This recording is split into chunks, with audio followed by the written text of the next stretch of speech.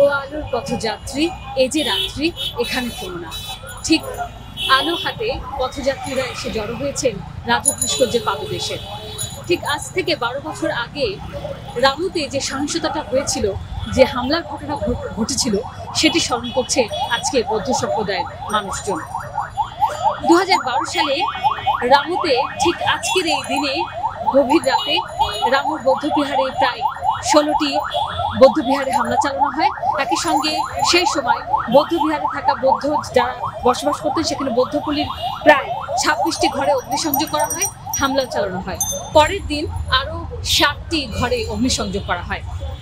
ঠিক আজকের এই দিনটি এসেছিল বৌদ্ধ সম্প্রদায়ের রামু, উখিয়া এবং টেকনাফে তাদের জন্য বিভীষিকাময় একটি দিন হয়ে। এই বিভীষিকাময় দিনটি স্মরণ করছে তারা প্রদীপ প্রজ্বলনের মাধ্যমে।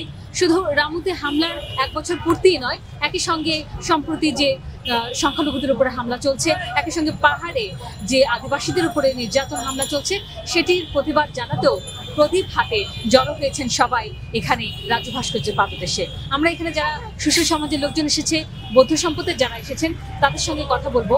এই 1 বছরে রামুর যে সহিংসতাটি হয়েছে, রামুতে যে হামলার এবং যে নিপীড়নের ঘটনাটি ঘটেছে, সেটির তারা আদৌ বিচার পেয়েছেন কিনা সে বিষয়ে আমরা কথা বলবো তাদের সঙ্গে। আজকে আপনারা রামু ট্র্যাজেডির যে 1 যুগ পূর্তি সেটি আপনারা পালন করছেন এবং সেই বিভীষিকাময় দিনটি আপনারা স্মরণ করছেন প্রদীপ প্রজ্বলনের মাধ্যমে। কিন্তু 12 বছরে এই রামু ট্র্যাজেডির কোনো বিচার এখনো হয়নি। এটা আপনারা বলছেন আপনারা বিচার চাচ্ছেন, কিন্তু এখন তো নতুন সরকার এসেছে, অন্তর্বর্তীকালীন সরকার চলছে, তাদের কাছে আপনাদের এই মুহূর্তে কি চাওয়া? আমাদের সেই পুরনো চাওয়াই, মামলাটা শুধুমাত্র সাক্ষীর অভাবে সেই মামলাটা এখনো পর্যন্ত নিষ্পত্তি করা যায়নি। কিন্তু আমরা বলতে চাই, সাক্ষী তো আজকাল ভিডিও চিত্র, আজকাল সাক্ষী তো ফটোগ্রাফি, সেগুলো তো অজস্র অসংখ্য আছে, পত্রপত্রিকায় আছে, বিভিন্ন মিডিয়ায় আছে। সে সময় এগুলো কি আমাদের আপনাদের সাক্ষ্য হতে পারে? তো রহস্যটা নিশ্চয়ই আমরা ভাবছি যে অন্য জায়গায়, অন্য কারণে হয়তো বিচারটা সম্পন্ন করা যায়নি বা সম্পন্ন হয়নি। সরাসরি যারা এটার সাথে জড়িত ছিল, যাদের সাক্ষ্য প্রমাণ আছে, যাদের ফটোগ্রাফি আছে, তাদেরকে সরাসরি বিচারের আওতায় আনা হোক। এবং এর পিছনে যদি কেউ ইন্ধনদাতা থাকে, নিশ্চয়ই ছিল, তাদেরকেও শনাক্ত করে বিচার করা হোক। কেউ বিচার করেনি বলে, বিচার হয়নি বলে এই বিচারটি হবে না বা কেউ করবে না, এটা তো হতে পারে না। এখন বৈষম্যহীন ছাত্র আন্দোলন বা বৈষম্যহীন বাংলাদেশ স্বপ্নে আমরা সবাই বিভোর আছি, তাহলে এই সময় কেন সেটা হবে না?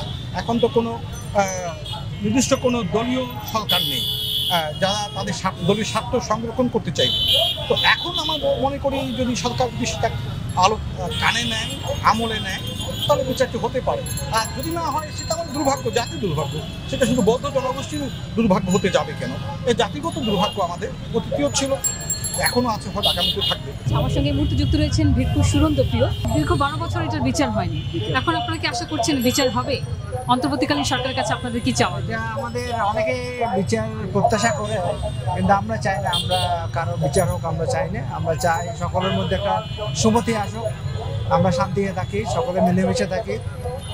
ঘটনা ঘটেছে, যেহেতু এইরকম ঘটনা যাতে বাংলাদেশে আর না ঘটে, এটাই আমাদের প্রত্যাশা। রামুর যেদিন এই বিভীষিকাময় ঘটনাটি ঘটে, তখন আপনি কোথায় ছিলেন? পরে আপনি কি জেনেছেন? সেদিন আমি পটিয়া ছিলাম, পটিয়া অবস্থান করে আমাদের পাশে একটা পটিয়া কোলাগাঁও বলে, ওইখানেও হামলা হয়েছিল। তারপরের দিন 30 তারিখ, সেদিন আমরা খুব আতঙ্কের মধ্যে সারা রাত, মানে 3-4 দিন খুব আতঙ্কের মধ্যে ছিলাম। মানে আমরা আমাদের সবসময় মানে ঘুম আর আমাদের যে স্বাভাবিক জীবনযাপন এগুলো নষ্ট হচ্ছিল। মানে কোন সময় আমরা আক্রান্ত হচ্ছি, আমরা কোন সময় আমরা আহত হচ্ছি, আমরা সহিংসতার শিকার হচ্ছি, এরকম একটা ভয়ের মধ্যে ছিলাম। তখন আমি পটিয়েছিলাম। এখন আপনাদের অবস্থা কি এই সময় এসে? এসব অবস্থায় অবশ্যই ভালো না, কারণ আমরা দেখতেছি পাহাড়ে আমাদের সংখ্যালঘু মারমাদের, তারপরে 5 আগস্টের রাজনৈতিক পট পরিবর্তনের পরে বিভিন্ন জায়গায় সংখ্যালঘুদের উপর হামলা এবং আমাদের বৌদ্ধদের শ্মশান দখল সহ নানা রকম হামলা হচ্ছে, দখল হচ্ছে আমাদের জমি জামা। এবং সাথে সাথে যে আমার আজকে 12 বছর পার হয়ে গেল রামু হামলার, তবুও আমরা কোনো দৃশ্যমান বিচার আমরা পেলাম না। এই বিচারহীনতার সংস্কৃতি থেকে আমাদের বাংলাদেশ, এই অসাম্প্রদায়িক বাংলাদেশ, যাতে বিচারহীনতার সংস্কৃতি থেকে বেরিয়ে হওয়া আমাদের উচিত, আমাদের প্রয়োজন বলে মনে করি। সেই জন্য আজকে আমরা এখানে 12 বছর পরও আমরা সেই বিচার দাবিতে এখানে আমরা এসেছি। আমার সঙ্গে যুক্ত রয়েছেন প্রফেসর ডক্টর সুকোমল বড়ুয়া। তিনি একই সঙ্গে ঢাকা বিশ্ববিদ্যালয়ের শিক্ষক, একই সঙ্গে তিনি বিএনপি চেয়ারপারসনের উপদেষ্টা হিসেবেও রয়েছেন। একজন শিক্ষাবিদ তিনি। এই 12 বছর এই ঘটনার বিচার কেন হয়নি? যত ধরনের সংখ্যালঘুদের উপর নিপীড়ন হয়েছে এবং আঘাত এসেছে, ঘর বাড়ি পুড়িয়ে দিয়েছে, জায়গা দখল করেছে, তাদের অধিকার বিঘ্নিত করেছে এবং বিহার মন্দির পেগোডাগুলো ধারিয়ে দিয়েছে, এই পর্যন্ত আমার জানা মতো কোনো বিচার কিন্তু হয়নি। এটা সবচেয়ে দুঃখের বিষয়।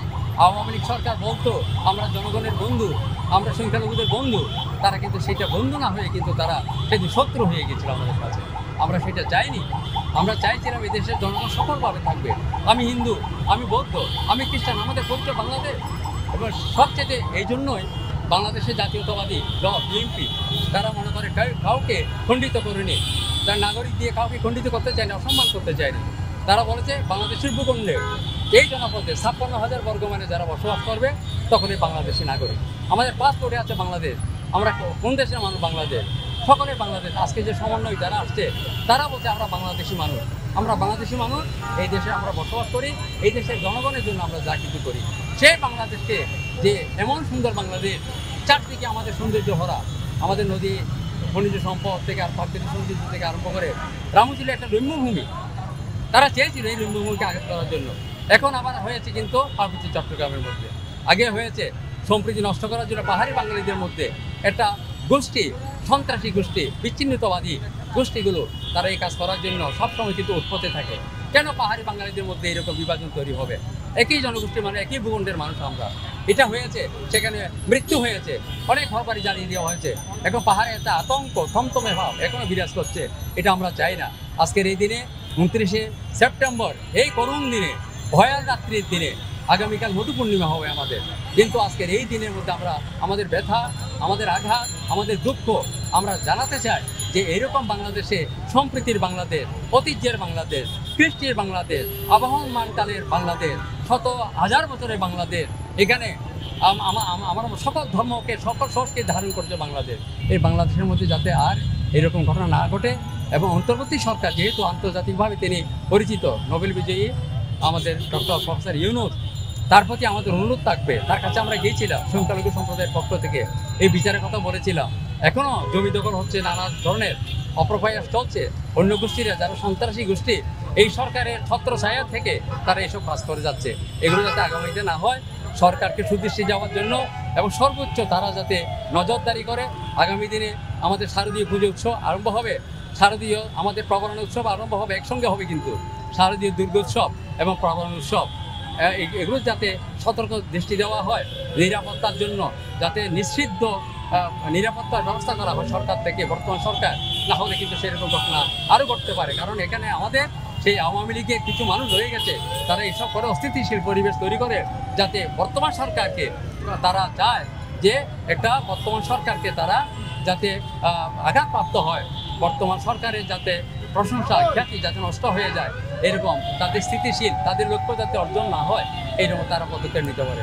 আমি এই জন্যই বর্তমান সরকারের কাছে আমি আবেদন জানাবো, পুলিশ বাহিনী, আইনশৃঙ্খলা বাহিনী, এমনকি সামরিক বাহিনীকে, যত বাহিনী বাংলাদেশের আছে, আগামী এই 2টা দিন, শারদীয় উৎসব এবং আমাদের বৌদ্ধ প্রবরণা, এই 2টা দিনে যাতে তারা সতর্ক অবস্থা, সর্বোচ্চ সতর্ক অবস্থা এবং নিরাপত্তার ব্যবস্থা করে, যাতে আমরা সুন্দরভাবে সকল মানুষ আমরা যাতে একাকার হয়ে এই পূজা পার্বণে যেতে পারি, উৎসবে যেতে পারি, এই মোকাবিলা। ঘটনার 12 বছর পরও সুষ্ঠু বিচার পাওয়া নিয়ে হতাশায় রয়েছেন রামুর বৌদ্ধ সম্প্রদায়ের মানুষ। মামলার চার্জশিট দাখিল নিয়েও রয়েছে অসন্তোষ। বৌদ্ধ ধর্মীয় গুরু, বৌদ্ধ সম্প্রদায়ের লোকজন বলছেন এই ঘটনায় জড়িত হিসেবে চিহ্নিত অনেক মানুষ মামলার আসামি নন, তদন্তে অনিয়মের কথাও বলছেন তারা। কক্সবাজারের রামু উপজেলার বৌদ্ধপল্লীতে হামলার 12 বছর পূর্ণ হয়েছে আজ। 2012 সালের 29 সেপ্টেম্বর আজকের এই দিনে ইতিহাসের বর্বর ধ্বংসলীলা চালানো হয়েছিল এই জনপদে, যা এই ঘটনার শত বছরের সাম্প্রদায়িক চেতনার বড় ধরনের ফাটলের সৃষ্টি হয়। এই ঘটনার পর কক্সবাজারের 4টি উপজেলায় 18টি মামলা করে পুলিশ, যেখানে আসামি করা হয় 1020 জনকে, যারা বর্তমানে সবাই জামিনে রয়েছেন। বৌদ্ধ সম্প্রদায়ের পক্ষ থেকে আরও একটি মামলা করা হলেও তা উঠিয়ে নেওয়া হয়। পুলিশের করা 18টি মামলা এখনও চলমান রয়েছে। অভিযোগপত্র দেওয়া হলেও সাক্ষীদের অনীহার কারণে এখনও মামলাগুলো আলোর মুখ দেখছে না বলে অভিযোগ করেছেন তারা। 2012 সালের 29 সেপ্টেম্বর ইসলাম ধর্ম অবমাননার একটি ছবি ফেসবুকে ছড়ানোকে কেন্দ্র করে রামু উপজেলার 19টি প্রাচীন বৌদ্ধ মন্দির ও প্রায় 30টি বসতঘরে একসঙ্গে হামলা ও অগ্নিসংযোগের ঘটনা হয়। পাশাপাশি ভাঙচুর ও লুটপাট করা হয় মন্দির ও বৌদ্ধদের ঘরবাড়ি। ওই সাম্প্রদায়িক হামলার 12 বছরে রামুতে বৌদ্ধ মুসলিম সম্প্রদায়ের সম্প্রতি ফিরলেও মুছে যায়নি মনের ক্ষত। মৌসুমী সুলতানা, আজকের বিজনেস বাংলাদেশ, টিএসসি, ঢাকা।